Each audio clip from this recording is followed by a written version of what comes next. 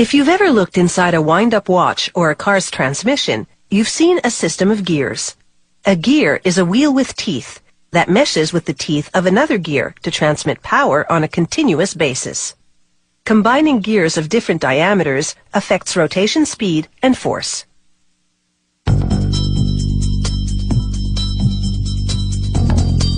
This factory makes gears that go into transmissions for industrial machines.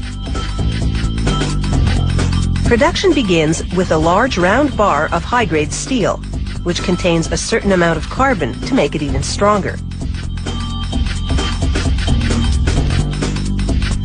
An automated bandsaw slices off a piece that's the right thickness for the size of gear they're making. This piece is called a gear blank.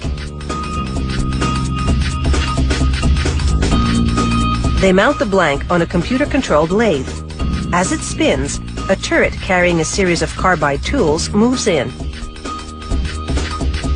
One tool after another takes its turn, machining the blank to a specific shape.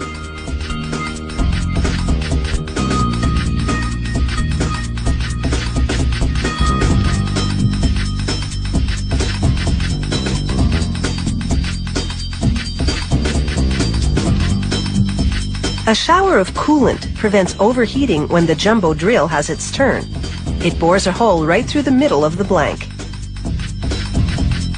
The last tool carves a groove on the front of the blank. This final bit of metal removal lessens the gear's weight. Now the blank goes into a computer-controlled mill. The mill drills holes through which lubrication will flow when the gear is operating. These holes also lighten the gear's weight. When the blank comes off the mill, they stamp it with the company name and part number.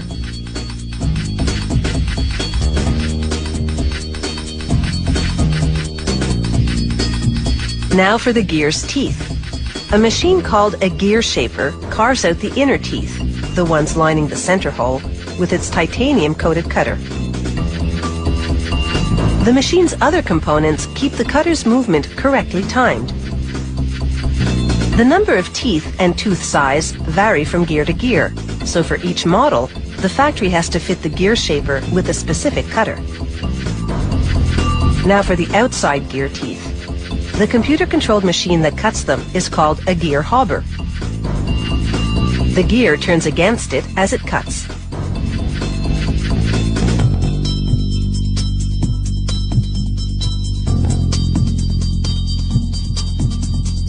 If the hobber would cut the full depth of the teeth in one shot, its cutter would chip.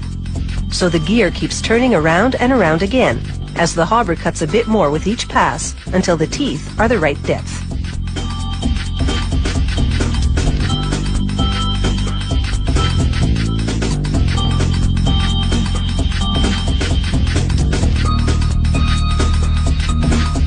Then the gear undergoes a computerized inspection. A probe scans the entire surface, including every tooth. It sends data to a computer, which then analyzes the dimensions and ensures they meet the engineering specifications. Gears that pass this quality control inspection go into a furnace for heat treatment. This strengthens the steel.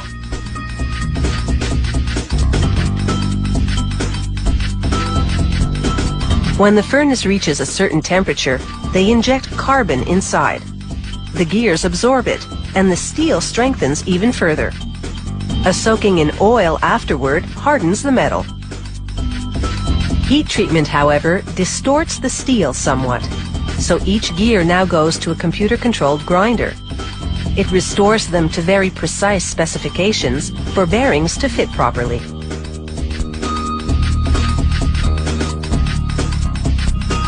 This factory manufactures gears in various sizes, and not only in steel.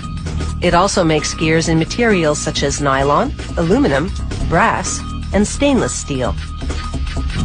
Some gears have straight teeth, others angled teeth, which make less noise when turning. Gears are an essential component in everything from watches to heavy mining equipment, keeping machinery going at every turn.